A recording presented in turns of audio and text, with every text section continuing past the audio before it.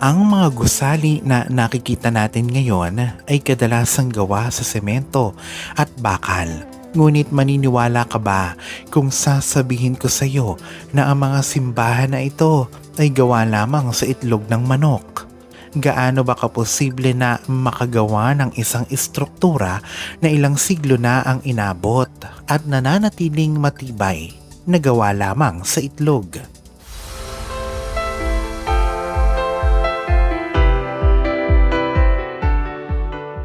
Madalas ay alam natin na ang mga istruktura at gusali ay gawa sa buhangin, graba, bakal at semento.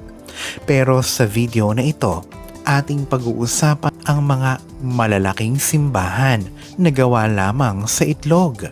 Gaano karaming itlog kaya ang nagamit sa pagtayo ng mga gusaling sambahan na ito sa Pilipinas? Nasakop ang Pilipinas ng mga Espanyol sa loob ng humigit kumulang na 300 na taon. Ito ay mula 1521 hanggang 1898. Sapat na panahon para makapagpatayo noon ng maraming simbahan sa Pilipinas. Halos lahat ng mga sinaunang simbahan ay gawa sa puti ng itlog o egg white. Kabilang dito ang simbahan ng Holy Rosary Church sa Pampanga, Daraga Church sa Albay, Manila Cathedral at iba pang matatandang simbahan sa Pilipinas. Ang puti ng itlog ay mahalaga at inihahalo sa apog, tubig at buhangin na siyang ginamit upang mapagdikit-dikit ang mga batong adobe at malatadahan ang buong istruktura ng simbahan. Ito ay tinatawag na argamasa. Sa tulong ng mga Pilipino noon, ang mga kababaihan at mga kabataan ang nagdadala at nagtitipon ng buhangin at mga itlog, habang ang mga lalaki naman ang siyang nagdadala ng mga kahoy mula sa gubat papunta sa construction site ng simbahan. Sinasabing ang bubong o dome ng Manila Cathedral ay gawa sa pinagpatong-patong na apog, powdered brick, itlog ng itik at bamboo sap.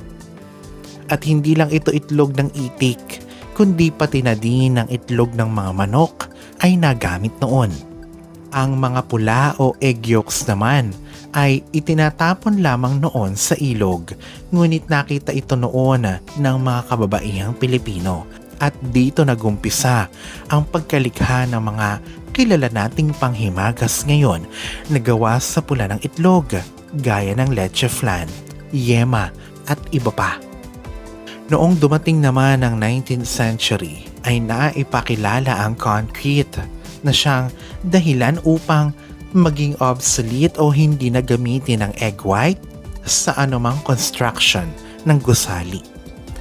Hanggang sa ngayon, ang karamihan sa matatandang simbahan na ito ay nakikita pa din natin. Marami na din itong bagyo, lindol at giyera na pinagdaanan at nananatili pa din na nakatayo at nakikita natin.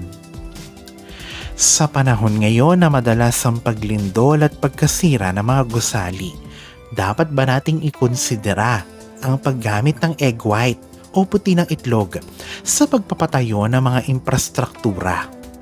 Dapat ba nating ibalik ang sinaunang pamamaraan na ito? Ano ang masasabi mo dito, Kapinas? I-comment mo naman sa ibaba.